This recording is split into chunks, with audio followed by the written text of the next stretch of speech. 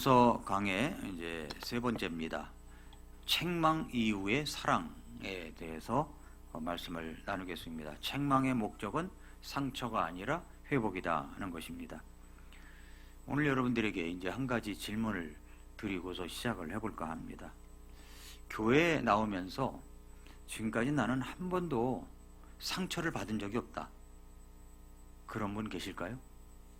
교회를 나오면서 난 교회 안에서 상처를 받은 적이 없다.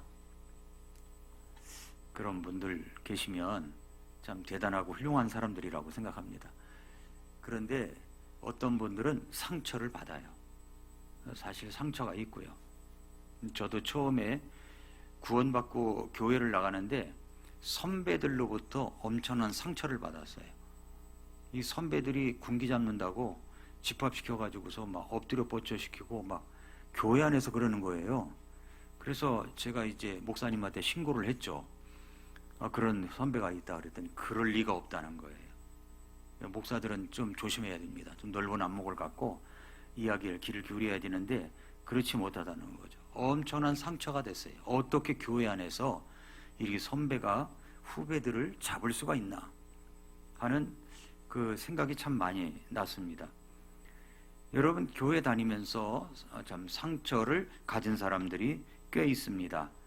사랑했던 성도님에게 받은 상처, 신뢰했던 지체에게서 받은 배신, 억울하게 오해를 받았던 기억들이 다 있습니다. 목사도 성도들에게 상처를 주지 말아야 되는데 때때로 원치 않는 그 상처를 받았다는 사람들도 있습니다. 그리고 또 목사도 마찬가지로 어떤 성도 때문에 엄청난 상처와 신음과 또 가슴앓이를 지낼 때도 있죠. 그래서 사람들은 종종 이렇게 말합니다. 세상 사람들보다 교회 오니까 더 상처를 받는다. 이런 경우가 있다는 거죠. 왜 그럴까요? 왜 그런가 생각해 봤더니 그것은 기대가 크기 때문에 그렇습니다. 교회는 이러해야 된다라고 생각되는데 그런 기대가 크기 때문에 그 기대에 미치지 못할 때 그것이 상처가 된다는 거죠. 오늘 본문의 고린도 교회가 바로 그런 교회였습니다. 고린도는 당시에 세계적인 항구 도시였습니다. 동쪽 에게해와 그리고 서쪽 이오니아해를 연결하는 이 교통의 중심지인데 많은 그 상업을 하는 사람들이 드나들었고 뿐만 아니라 많은 사람들이 또 이 도시에 와서 즐길 거리를 찾아 쾌락이 넘치는 그런 도시이기도 했습니다. 이 도시는 성지순례를 가보면은 이제 신전이 있던 자리를 가리켜서 설명을 해주는 가이드를 봤습니다. 그 신전은 아프로디테 신전에 있는데 그 신전에는 1000여 명의 창기들이 살고 있었습니다. 봉사하고 있는 거죠. 그래서 너는 꼭 고린도인 같다 라고 할 때 그 말은 굉장히 모욕적인 말입니다. 무슨 말이냐면은 음란하다는 뜻이에요. 음란하다는 뜻. 그런 말로 쓰일 만큼 도덕적으로 타락한 그런 유명한 도시였습니다. 사도 바울은 바로 이 도시에 들어와서 1년 6개월을 머물면서 눈물로 교회를 세웠던 사람입니다. 그런데 그 교회에 문제가 심각했습니다. 고린도 전서를 보면은 음행의 문제, 분쟁의 문제, 또 은사의 문제, 그리고 은사 남용의 문제, 기타 여러 가지 소송의 문제도 있고 정말 그 세상의 때가 교회 안으로 들어와 가지고 교회가 굉장한 문제가 많은 그런 곳이 되었습니다. 그런데 여러분, 보통 사람 같으면 야, 이 교회 포기하고 그냥 다른 데 교회를 개척하자 이럴 만도 한데 하나님께서는 그 교회를 포기하지 않으셨습니다. 사도 바울도 그 교회를 포기하지 않았습니다. 사도행전 18장 9절부터 10절에 보면은 그때 주께서 밤에 환상으로 바울에게 말씀하시되 두려워하지 말고 말하라. 침묵하지 말라. 내가 너와 함께 있으므로 아무도 너를 공격하여 해치지 못하리니 내게는 이 도시에 많은 백성이 있느니라. 많은 백성이 있다는 겁니다. 그렇게 해서 세워진 교회인데 눈물과 핍박과 그리고 하나님의 약속 위에 세워진 교회입니다. 그런데 그 교회 안에 어떤 사람이 있었습니다. 그 교회에 아주 심각한 문제를 일으켰다는 거죠. 바울에게도 상처를 주었고 그리고 공동체 전체에 큰 근심을 가져다 주었습니다. 교회는 공식적으로 그를 징계했습니다. 그런데 그렇게 징계했던 사람이 회개했다는 소식이 들려온 거예요. 회개를 했다. 그래서 바울이 이제 편지를 쓴 거죠. 고린도 후서에 뭐라고 썼냐면 그 사람을 용서하고 위로하라는 내용의 편지를 쓰게 된 겁니다. 여러분, 이 말씀 앞에서 어떤 분은 이렇게 생각하실지도 모릅니다. 목사님, 저는 마음이 아직 안 풀렸습니다. 그 사람이 나에게 한 일을 생각하면 아직도 자다가 벌떡 일어납니다. 그런데도 용서하라고요? 이렇게 이제 말할 수 있을 겁니다. 그 마음 충분히 이해합니다. 용서는 정말 말처럼 쉽지 않습니다. 상처받은 마음이 저절로 녹지는 않습니다. 그러나 여러분, 그런 감정이 해결되기를 기다리다 보면은 평생이 지나도 용서할 수 있는 때는 오지 않을 것입니다. 그러나 오늘 이 본문을 통해서 하나님께서 우리에게 말씀하십니다. 뭐라냐면은 용서는 내가 약해서 하는 것이 아니라 교회를 지키기 위해서 하는 것이라고요. 내가 약해서 용서를 하는 게 아니에요. 교회를 지키기 위해서 용서를 하는 것이라는 말씀입니다. 그래서 오늘 본문을 통해서 세 가지 우리에게 주시는 메시지를 살펴보도록 하겠습니다. 첫째로는 이제 바울의 마음이 1절부터 4절까지 나와 있습니다. 그러나 내가 이것즉 내가 무거운 마음으로 너에게 다시 가지 아니할 것을 스스로 결심하였나니, 여기 바울이 고린도 교회를 방문하지 않기로 결심을 했다는 말씀으로 보이죠? 왜 그렇습니까? 1절 말씀대로 내가 무거운 마음으로 너희에게 다시 가지 아니하겠다고 결심했다 이 말입니다. 여기 무거운 마음이라는 말은 헬라어로 루페라는 말인데, 이 말은 깊은 슬픔 그리고 마음의 고통을 뜻하는 말입니다. 그런데 이 루페라고 하는 단어가 1절부터 11절까지 6번 등장한다는 겁니다. 어떤 단어로 등장하냐면 번역 성경에는 근심, 슬픔, 괴로움 이라는 단어가 6번 나온다는 거죠. 오늘 본문 전체를 감싸고 있는 감정이 바로 이것입니다. 이것은 무엇을 말합니까? 바울이 냉정한 판단으로 징계를 결정하는 것이 아니라는 뜻이에요. 그 마음속에는 깊은 아픔을 가지고 징계를 결정했다 그 말입니다. 바울이 지금 고린도 교회에 직접 가는 대신에 이제 편지를 선택했습니다. 편지를 선택하고 하니까 온다고 해놓고 안 왔다고 사람들이 비방하고, 그리고 이제 바울이 전한 복음까지도 의심했다라고 하는 이야기를 지난번에 말씀을 드렸었습니다. 근데 그것은 도망이 아니었어요. 배려였습니다. 배려. 직접 찾아가서 서로 얼굴을 맞대고 무거운 말을 주고받는다면 그 자리가 어떤 면에서 또 다른 상처가 될 수 있었습니다. 그래서 바울은 편지를 선택했습니다. 편지를 이제 택해서 대면의 충돌보다는 내가 편지의 눈물을 선택한 것이다 라고 볼 수 있는 겁니다. 4절 말씀에 보면은 내가 마음이 몹시 괴롭고 아파서 많은 눈물로 너희에게 썼다 그랬습니다. 그러니까 고린도후서는 어떤 서신이냐면은 눈물로 쓴 편지예요. 눈물로 쓴 편지. 바울이 스스로 고백합니다. 사도 바울이 어떤 사람이었는지 여러분 생각해 보십시오. 그는 가말리엘 문화의 율법학자였습니다. 로마 시민권을 가진 특권층이었어요. 그리고 셋째 하늘을 다녀온 영적 경험이 있는 사람이었습니다. 당대 최고의 지성이요 그리고 영성을 갖춘 하나님의 사람이었습니다. 그런 사람이 지금 고린도 교회 성도들에게 눈물로 편지를 쓴 겁니다. 눈물로 쓴 편지. 지식이 많고 경험이 풍부한 사람일수록 눈물을 보이지 않으려고 하는 것이 보통입니다. 내가 약해 보이면 안 된다. 권위가 무너지면 안 된다. 그러나 바울은 달랐습니다. 눈물을 감추지 않았어요. 오히려 그 눈물을 편지에 담아 보냈습니다. 왜 그렇습니까? 3절 말씀이 이유를 말해주죠. 나의 기쁨이 너희 모두의 기쁨인 줄로 확신하였노라. 바울에게도 고린도 교회의 한 사람 한 사람의 기쁨이 자신의 기쁨이었다는 겁니다. 한 사람의 회복이 자신의 기쁨이었어요. 한 사람의 슬픔이 곧 자신의 슬픔이었습니다. 그 마음이 눈물이 되었습니다. 성도 여러분, 여러분은 누군가로부터 진심이 담긴 책망을 받아본 적이 있습니까? 그 말이 처음에는 마음이 아프지만 나중에 돌아보니까 그것이 사랑이었다라는 것을 깨달은 경험이 있으십니까? 반대로 냉정하고 아주 차갑고 냉담한 말로 지적을 받았을 때 오히려 그 말이 마음의 문을 닫아버린 그런 경험은 혹시 있나요? 징계와 정죄는 다릅니다. 책망과 냉담도 다릅니다. 바울은 그 차이를 몸으로 보여준 거예요.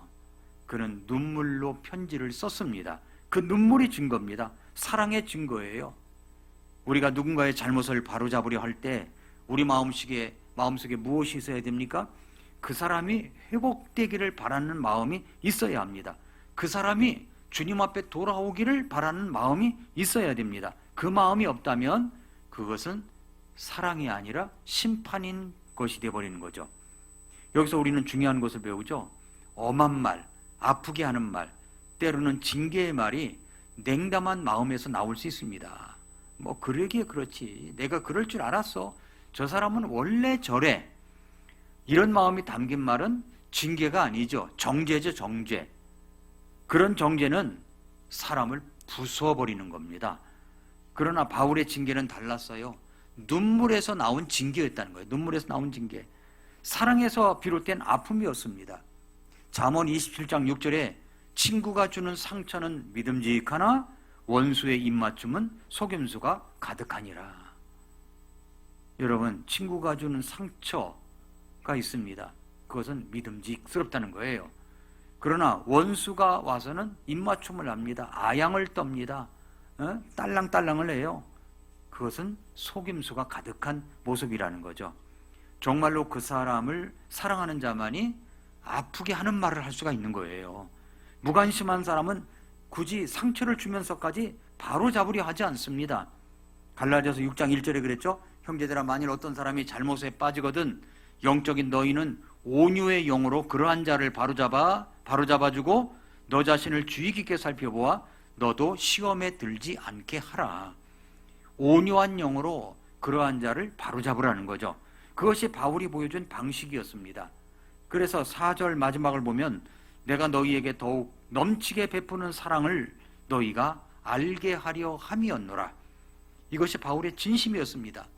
내가 너희를 미워해서 이 편지를 쓴 것이 아니다. 넘치는 사랑 때문에 이 눈물로 쓴 것이다 라고 이야기합니다.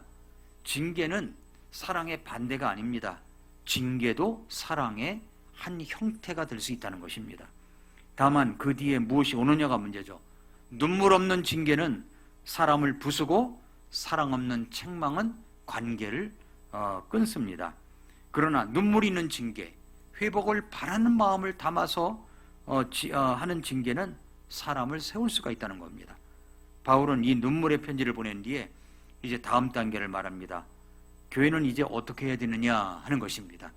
둘째로 교회의 사명입니다. 2장 5절부터 8절에 그 이야기가 나옵니다. 그러나 어떤 사람이 근심을 일으켰을지라도 그가 나를 근심하게 하지 아니하고 어느 정도 너희를 근심하게 하였으므로 나는 너희 모두에게 지나친 부담을 주지 아니하려 하노라 라고 했습니다. 6절에 중요한 선언이 나오죠. 뭐라고 그러냐면 그런 사람에게는 많은 사람에게서 이같이 벌받은 것이 충분하니라 라는 말이 나와요. 벌받은 것이 충분하다. 이 말은 교회가 그 사람을 징계를 했다는 겁니다. 그러니까 교회는 이제 뭐 사람을 세워주는 것도 있지만 징계도 있습니다. 징계. 그 사람이 교리적으로 또는 성도와 성도 사이의 관계적인 면에서 지나치게 뭔가 문제를 일으키고 있다 하면은 교회에서는 사모회의를 열어서 그 사람을 징계할 수가 있습니다. 징계는 몇 주간 근신, 뭐 몇 주간 출석 정지, 여러 가지로 이제 아니면은 극한 상황에서는 그 사람을 출교시킬 수도 있습니다. 이게 징계예요. 근데 요즘은 뭐 그렇게 출교한다, 징계한다, 몇 주간 교회 나오지 말라 이러면은 아니 내가 뭐 이 교회만 교회입니까? 딴 데 가면 되지? 이런 마음들이 들어서 흑흑 가버릴 수 있어요. 그러면 그것은 하나님께서 주시는 어떤 그 징계를 받지 않는 것과 똑같은 겁니다. 그러니까 고린도 교회도 그런 사람을 모든 사람에게서 벌 받은 것이 뭐라고 그랬어요? 벌 받은 것이 충분하다. 이 말은 교회가 그 사람을 징계했다는 말이죠. 그래서 징계에는 목적이 있습니다. 바울은 이제 선언하죠. 충분하다. 이제 그만하라 라고 하는 겁니다. 징계는 목적이 있는 거예요. 잘못을 깨닫게 하고 회개하게 하는 것입니다. 그 목적이 이루어졌다면 징계는 멈춰야 됩니다. 그런데 우리 인간의 본성은 어떻습니까? 징계의 목적이 이루어진 뒤에도 계속 그 사람을 정죄하고 싶고 뒷담화하고 싶고 수군수군하고 싶은 마음이 인간의 본성입니다. 냉담하게 대하고 싶어 합니다. 두고 보자 하는 마음이 있습니다. 얼마나 달라졌는지 지켜보자 하는 마음이 있어요. 이것은 징계가 아닙니다. 이미 회개한 사람을 계속 심판하는 결과를 가져온다는 것이죠. 7절 말씀을 보시면 그런즉 너희가 오히려 반대로 그를 용서하고 위로해야만 하리니 혹시 지나친 근심이 그런 사람을 삼킬까 염려하노라. 여기서 용서한다는 말이 나오죠. 용서한다는 말은 헬라어로 카리조마이라는 단어인데 이 단어는 은혜라는 뜻을 갖고 있는 카리스라는 단어와 그 단어에서 나온 말이에요. 이것이 얼마나 중요한 의미를 담고 있는지, 그것은 용서는 상대방이 받을 자격이 생겼을 때 주는 것이 아니라는 겁니다. 은혜가 그거잖아요. 은혜가 어떤 사람에게 어떤 받을 자격이 있어서 주는 것이 아니라는 거예요. 받을 자격이 없지만 하나님께서 일방적인 사랑으로 주는 것이 은혜입니다. 그것처럼 여기서 용서라는 단어도 카리조마이라는 단어인데 이 말은 상대방이 받을 자격이 있기 때문에 주는 것이 아니라는 겁니다. 용서는 은혜라는 거, 은혜. 용서는 은혜입니다. 선물처럼 주는 거예요. 선물처럼. 잘 들어보세요. 용서는 선물처럼 주는 겁니다. 여러분 선물을 줄 때 그 사람이 자격이 있어 선물을 줍니까? 주고 싶으니까 선물을 주는 거예요. 그리고 그 사람에게 근데 깜짝 놀라서 웬 선물이야 라고 할 정도로 그것이 선물이죠. 그러니까 용서라는 것은 선물처럼 주는 것이라는 말입니다. 이것이 얼마나 중요한 의미를 담고 있는지 모릅니다. 용서는 상대방이 받을 자격이 생겼을 때 주는 것이 아닙니다. 선물로 주는 거예요. 내가 강해서가 아니라 내가 먼저 은혜를 받았기 때문에, 내가 받을 자격이 있어서 하나님의 사랑을 받은 게 아니잖아요. 받을 자격이 없는 사람에게 일방적으로 주시는 하나님의 사랑을 내가 받았습니다. 마찬가지로 그 사람에게도 똑같이 하라는 거죠. 그래서 여기서 용서하다라는 단어가 이렇게 설명이 되어지고요. 그 다음에 용서하고 위로하라고 그랬죠. 위로하라. 여기 위로하다라는 단어는 파라칼레오라는 단어예요. 이 말은 뭐냐면 성령님의 이름 보혜사와 똑같습니다. 파라클레토스라는 이 성령님, 보혜사, 성령님의 이름하고 똑같아요. 이 말은 무슨 말이냐면 곁에서 불러주시는 분, 함께 서주시는 분이라는 뜻입니다. 그러니까 교회가 징계받은 형제를 위로할 때 어떻게 위로해야 되냐면은 마치 성령님께서 함께 하시는 일을 우리가 대신한다고 생각하고 하는 겁니다. 성령님의 사역에 동참하라는 거죠. 8절 말씀에 보면은 그러므로 너희가 그를 향해 너희의 사랑을 확증할 것을 내가 너희에게 간청하노라. 바울이 말하는 것이 무엇입니까? 용서할 마음이 생기면 해라가 아닙니다. 사랑을 확증하라고 명령합니다. 용서는 감정이 풀릴 때까지 기다렸다가 하는 게 아니라는 거예요. 사랑의 확증은 결단에서부터 출발합니다. 이런 생각을 해보십시오. 어떤 아이가 잘못을 해서 부모에게 크게 혼이 났습니다. 아이는 눈물로 잘못했다고 말합니다.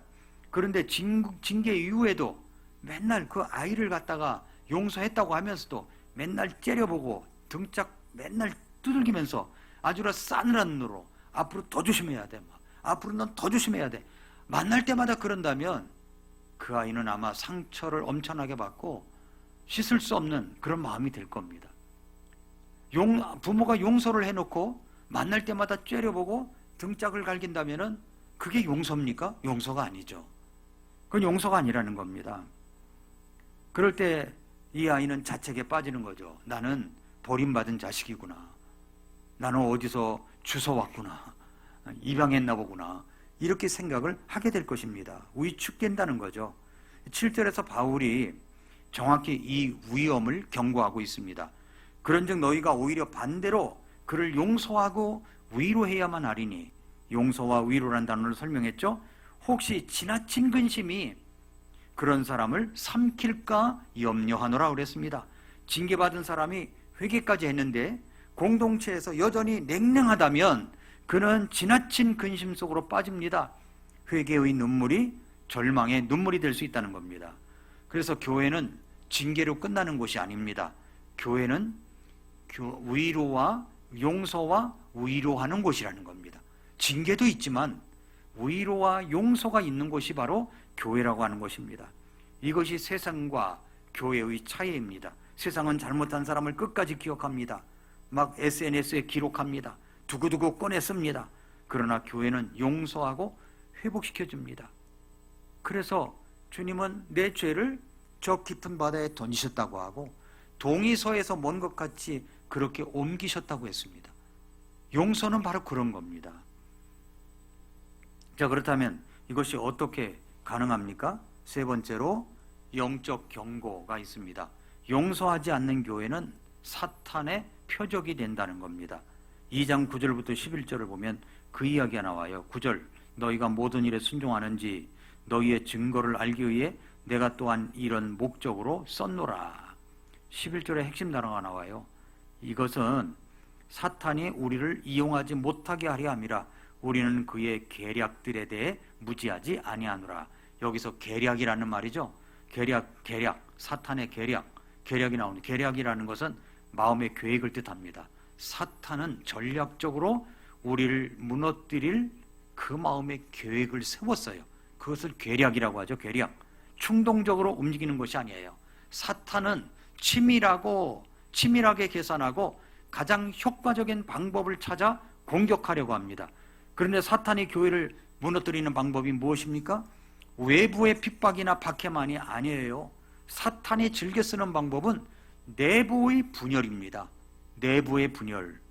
여러분 초대교회 역사를 보십시오. 로마의 황제의 박해가 극심할 때 교회는 오히려 성장을 했습니다. 똘똘 뭉쳤어요. 죽음을 각오했습니다. 피를 흘리며 순교할 때 믿음은 더 깊어졌습니다. 외부의 공격은 교회를 그만큼 강하게 만들었습니다. 그러나 교회 안에서 분열이 일어날 때 교회는 무너졌다는 겁니다. 여러분, 성도 사이에 용서 없는 냉담, 회복되지 않은 상처, 징계 이후에도 계속되는 정죄, 이것들이 사탄의 발판이 될 수 있다는 겁니다. 그래서 수군거림, 뒷담화, 어떤 사람을 공격하는 말, 이것이 화근을 사탄이 아주 치밀한 계략을 짠다고 그랬잖아요. 그 계략을 짜가지고 그거를 퍼뜨리게 만들고 사람들에게 알게 만들어가지고 서로 마음의 상처에 있어서 서로 공격하게 만들고 주변 사람들을 내 편으로 끌어들이고 이쪽은 이쪽 편을 끌어들이고 저쪽은 저쪽 편을 끌어들이고 해서 분당을 짓고 서로 험담하는 이런 결과를 가져온다는 것입니다. 이게 분열인 거예요. 이게 분당입니다. 그러므로 교회는 또 목사와 성도 사이에도 똑같습니다.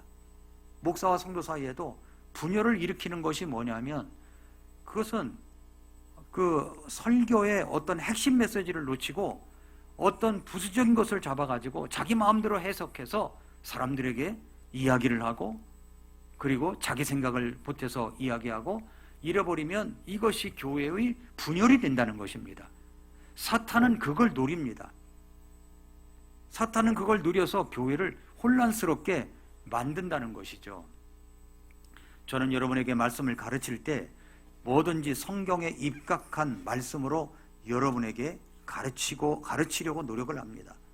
교회 시사적인 것도 그렇고 이 세상의 시사적인 것도 그렇고, 그리고 또 이 세상에 흘러가는 것, 정치적인 것, 그리고 이 정부에서 잘못된 어떤 가치관을 가지고 성경의 가치관을 무너뜨리려고 하는 것, 이 모든 것은 전부 다 제가 성경에 입각해서 말씀을 드립니다. 그러나 그런 뜻을 헤아리지 못하고 어떤 사람이 그것을 자기의 어떤 생각과 합쳐가지고 그것을 퍼뜨려 버리면 그것은 문제가 일어날 수 있다는 것이죠. 그래서 조심해야 된다는 이야기입니다. 할 말이 있으면 직접 와서 이야기해야 됩니다. 담임 목사에게 할 말이 있으면 직접 이야기를 끝내야지, 뒷담화하고 수근수근거리는 것은 교회를 분당시키고 해치는 결과를 가져온다는 것을 잊지 말아야 됩니다. 초대교회는 피를 흘리며 순교할 때는 믿음은 더 깊어졌습니다. 외부의 공격은 교회를 강하게 만들었어요. 그러나 내부의 분열이 일어날 때 교회는 여지없이 무너져 내렸습니다. 에베소 4장 27절 말씀을 보면은 마귀로 틈을 타지 못하게 하라라고 했습니다. 여러분, 용서하지 않는 마음, 위로를 거부하는 냉담함, 이것이 바로 사탄이 비집고 계략을 짜서 그것을 모든 사람을 무너뜨리는 일이 될 수가 있는 것입니다. 교회 안에 갈등이 오래 방치될 때 어떤 일이 일어납니까? 처음에는 두 사람의 문제였는데 시간이 지나면 편이 나누어지게 된다는 이야기죠. 저 사람 편이냐, 이 사람 편이냐. 그 다음에는 말이 돌기 시작합니다. 저 사람이 이렇게 했다더라, 이 사람이 저렇게 말했다더라. 이것이 이제 교회 전체가 흔들리게 되는 거예요. 그렇게 되면 교회에서는 치리를 할 수밖에 없습니다. 교회를 깨끗하게 분명하게 세워가기 위해서는 그걸 공개적으로 드러내놓고 그것을 치리를 할 수밖에 없다는 거죠. 그러므로 마귀가 틈을 타지 못하게 해야 됩니다. 교회 안에 갈등이 오래 방치되면 문제가 일어난다는 거죠. 그래서 바울은 10절에서도 자신도 용서했음을 선언하면서 근거를 분명히 밝히고 있죠. 너희가 어떤 사람에게 무슨 일이든 용서하면 나도 용서하노라. 만일 내가 누구에게 용서할 어떤 일이 있어 그것을 용서하였다면 내가 그것을 용서한 것을 너희를 위해 그리스도를 대신하여 한 것이니 라고 얘기를 합니다. 이 말씀을 깊이 보면 내가 참을만 해서가 아니었습니다. 뭐 때문에 용서했어요? 그리스도를 대신하여 용서했다는 겁니다. 그리스도를 대신하여, 그러니까 그리스도를 대신하여가 용서의 기준입니다. 바울은 자신의 감정이 다 정리되고 자신을 그러고 나서 용서한 것이 아닙니다. 자신의 받은 상처가 충분히 치료되고 나서 용서한 것이 아니에요. 그리스도의 이름으로 그리스도를 대신하여 용서했습니다. 이것이 교회의 용서가 세상의 관용과 근본적으로 다른 이유입니다. 세상의 용서는 조건이 있습니다. 상대방이 충분히 뉘우쳤을 때, 내가 감정적으로 준비됐을 때, 그 사람이 충분한 대가를 치렀다고 느꼈을 때 그제서야 용서합니다. 화가 풀려야 용서하잖아요. 그러나 그리스도 안에서의 용서는 내가 먼저 예수님의 하나님의 사랑으로, 은혜로 용서받은 자이기 때문에 하는 겁니다. 그것은 은혜의 근거에서 하는 말입니다. 골로새서 3장 13절에서 누가 누구와 다툴 일이 있거든 서로 참고 서로 용서하되 그리스도께서 너희를 용서하신 것 같이 너희도 그리하라고 그랬습니다. 그러니까 용서의 기준은 그리스도를 대신하여입니다. 그리스도가 용서의 기준이에요. 에베소 4장 32절 말씀해 보면은 서로 친절히 대하며 상냥한 마음을 품고 서로 용서하기를 하나님께서 그리스도로 인해 너희를 용서하신 것 같이 하라 그랬습니다. 두 말씀 모두 같은 원리를 말하고 있죠. 우리의 용서의 근거는 내 감정이 아닙니다. 그리스도께서 나를 용서하신 것 같이 그렇게 용서하는 것입니다. 성도 여러분, 우리는 정말 얼마나 큰 용서를 받은 사람입니까? 그 기준으로 생각할 때 내가 형제를 용서 못할 이유가 있습니까? 바울은 빌립보서 3장에서 스스로 고백했습니다. 그는 과거에 교회를 핍박하고 성도들을 잡아서 옥에 가두기도 하고 스데반이 돌에 맞아 죽을 때 그 옆에서 그 돌을 던졌던 사람들, 옷을 지키던 사람들이었다고 했습니다. 그 바울이 용서를 받았습니다. 그 바울이 이제 말합니다. 그리스도를 대신하여 용서하노라. 그리스도를 대신하여 용서하라. 내가 받은 용서의 크기가 내가 줄 수 있는 용서의 크기예요. 하나님께서, 예수 그리스도께서 나를 용서하셨다는 것이, 그 사실이 굉장히 큰 사람, 너무너무 큰 사람은 용서하는 것도 큽니다. 그러나 하나님께서 나를 용서하신 것, 예수 그리스도의 십자가의 피로 나를 용서하신 것을 아주 가볍게 여기는 사람은 용서도 그렇게 하지 않습니다. 9절 말씀을 놓치지 마십시오. 너희가 모든 일에 순종하는지 너희의 증거를 알기 위해 내가 또한 이런 목적으로 썼노라.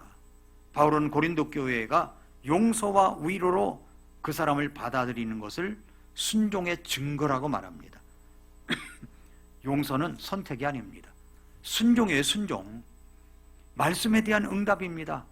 우리의 감정이 풀리지 않는다고 해서 용서를 미루는 것은 주님의 말씀에 불순종하는 것입니다. 용서는 내 감정이 준비될 때 하는 것이 아닙니다. 말씀이 명령하기 때문에 결단으로 하는 거예요. 그 결단을 내릴 때 성령님이 그 감정까지 치료하십니다. 마태복음 18장 21절부터 22절에 보면은 베드로가 주님께 물었습니다. 주님, 내 형제가 죄를 지으면 몇 번이나 용서해 주어야 합니까?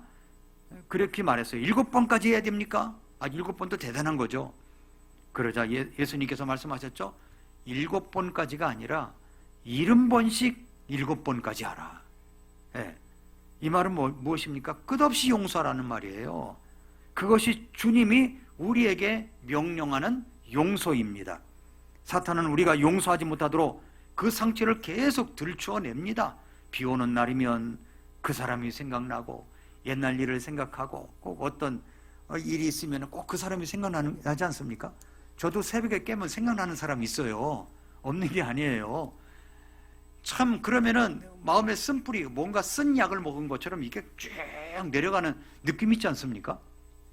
그러면 또 생각이 나고 아침부터 기분이 아주 좀 깔아앉아가지고 좀 시작을 하는, 기도도 잘 안 나오고 말씀도 잘 못 읽게 되고 기도했습니다도 못 올리고 그런 경우가 얼마나 많아요.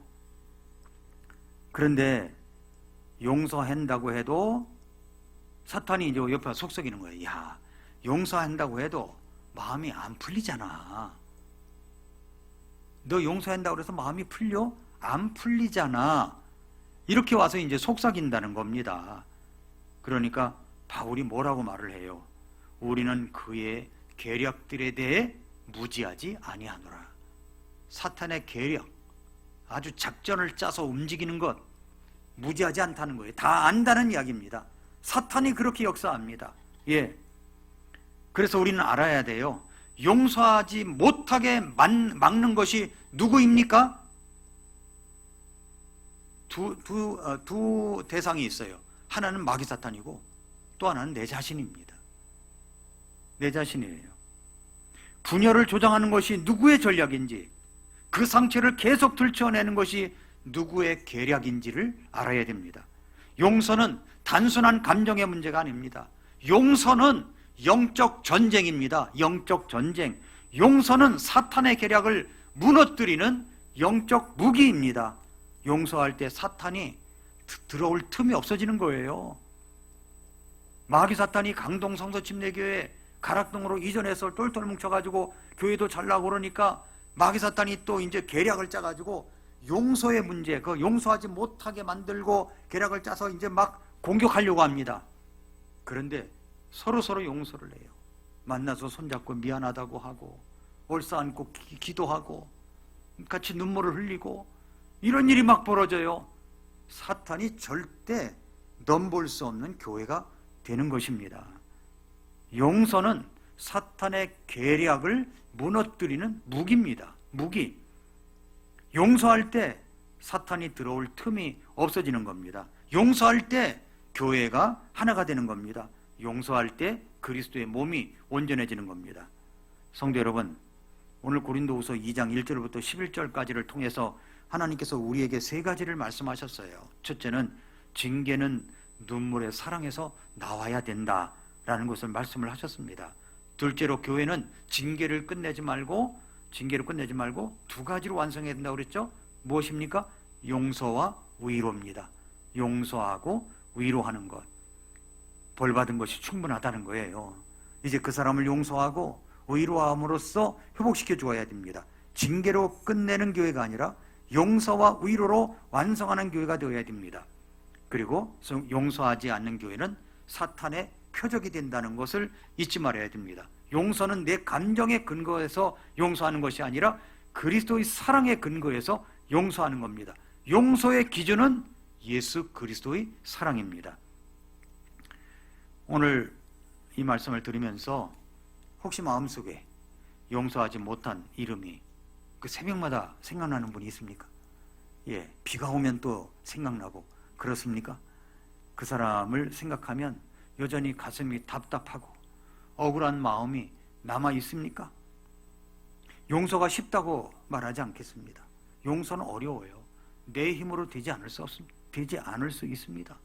저도 용서를 못 해가지고 한 달 내내 불면증으로 고생하고 힘들어질 때가 있었습니다. 그런데 나를 향한 하나님의 용서는 내가 받을 자격이 생겼을 때 오지 않았습니다. 내가 여전히 죄인이었을 때 그리스도께서 십자가에서 죽으셨습니다. 우리가 아직 죄인이었을 때 그리스도께서 우리를 위해서 죽으심으로써 하나님께서 우리를 향한 자신의 사랑을 당당히 제시하셨다고 그랬습니다. 우리가 죄인이었을 때, 자격이 없을 때 그때 그리스도께서 죽으셨습니다. 그것이 우리를 향한 하나님의 용서입니다. 그 용서를 받은 우리가 그 이름으로 용서를 해야 됩니다. 그것이 바로 은혜처럼 선물처럼 주는 용서이어야 되는 거죠. 어떤 형제가 어떤 자매가 회개하고 공동체 앞에 섰을 때 우리 교회가 차갑게 외면하는 교회가 아니라 따뜻하게 끌어안는 교회, 용서와 위로로 완성하는 교회가 되기를 우리 주님께서는 원하고 계시다는 겁니다. 용서가 흐르는 교회는 사탄이 틈을 타지 못하고 도망갑니다. 용서가 있는 공동체에는 그리스도의 임재가 충만합니다. 그러므로 오늘 바로 용서하는 교회, 위로하는 교회, 이런 아름다운 모습이 우리 교회의 튼튼한 그런 건축물이 되어서 성장해가는 저와 우리 교회 성도님들이 되시기를 축복합니다. 기도하겠습니다.